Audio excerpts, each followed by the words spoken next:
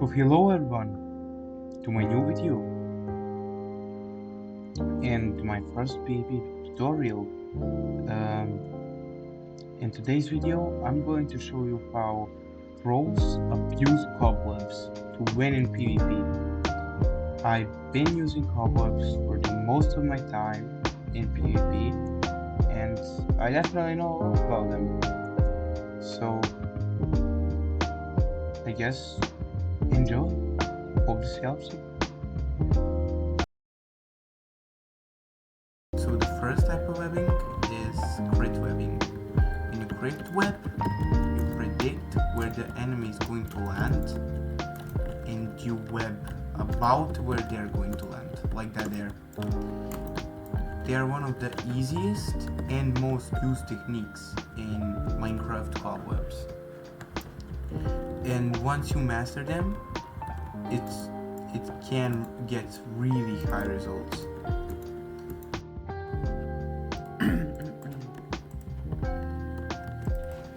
So a knockback web is a type of webbing when you do a knockback hit and then you web the enemy where he's going to land after the knockback hit.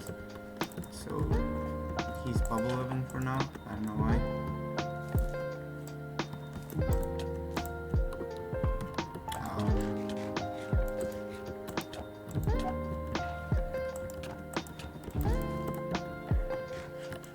I want to free him now, yeah, but like that's an knockback one. It's usually used in crit chaining or comboing, and it's probably actually the hardest technique to master, like to be consistent with it in cobwebs. So, I mean, it can be very useful, but it's also used in rare situations. So it's basically kind of like an add-on for cobwebs. Okay, so like by looking at my footage, one more very important thing for crit webbing is if you want to practice it, and even if you already know it, it's always a little bit better to place from around 2 to 4 webs, so 3 webs, since it's very hard to be like in the exact spot where the enemy is going to like land. It's very hard to place only there and to predict, because enemies can land in between blocks and all of that things. So it's always better just to place a little bit more webs. So mine rail webbing, also known as pressure plate webbing, is a special style of webbing when you place either a rail or a pressure plate, and after that you place a web on top of one of those two. So it's usually done by bait, which I'm trying to do here, but it can also be done like a normal web. It's one of the most useful webs, and it's way more efficient than normal webs, since if an enemy tries to mine, if an enemy tries to hit you, it starts to mine the web. So I'm gonna do it right here, boom, and that's how you rail web. Also, even if their head is not in a web, it gives you a massive it still gives you a massive boost, because like Technoblade once explained, we know that if you're up a block than your enemy, it's harder for your enemy to hit you than you to hit your enemy. Here I did another rail web, which gave me another 2 crits. By the way, when you rail web or pressure plate, however you want to call it, you should always go correct aim for the feet, because you can for the head, because their head is in the web. That's the whole point why we are using rails. Okay, so the next type of webbing is wall webbing. Now, wall webbing I'll show in my single player world, because it's even more rare performed than knockback webbing, since the enemy needs to be in the right spot or for you to lure the enemy. So I'll just take a sword, some cobwebs.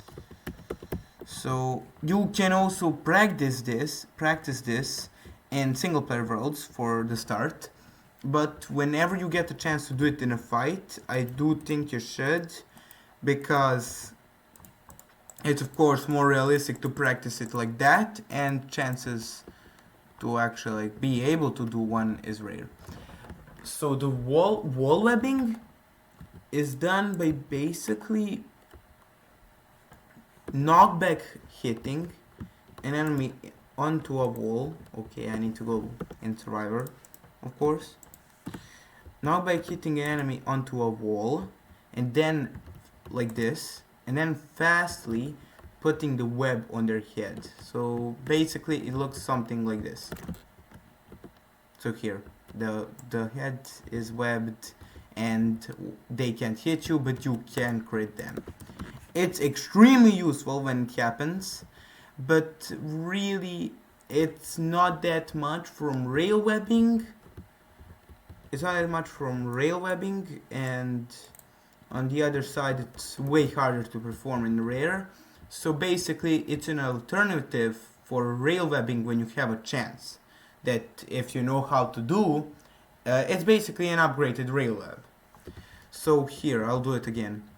So you do the knockback hit, and then you fastly put the cobweb. Usually, if this is like a wall, the bottom from a wall go to like the third block, put on the third block, or the second one. Because that's when you knockback hit, that's where their head will be. Usually it's the third block. Wait. Okay, that's on feet. Here, that pretty much. So yeah, that's just pretty much wall webbing. Boom and boom. That's it, and then you crit.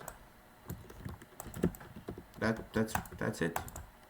I mean, it's not that hard to like practice on an armor stand.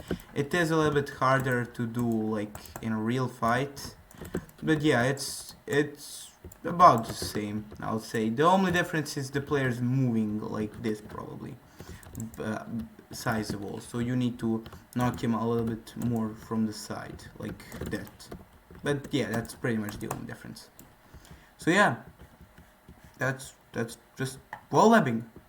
Yeah, that's pretty much it. That's all you need to know about webs.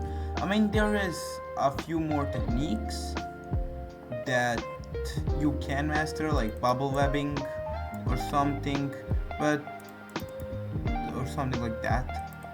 But I mean, you know, it's kind of easy. Plus, a bunch of other YouTubers already covered it, so I don't kind of really feel like I need to. I made this video for the things that I think other YouTubers don't cover, and I found very helpful and on my way. So yeah, I'm very thankful for every single view, like that one view I get on my videos. I'm very thankful for that, and thank you a lot. I mean, really nobody is going to make it till here, but yeah, I'm very thankful, and hope you become a better PvPer from this. See you.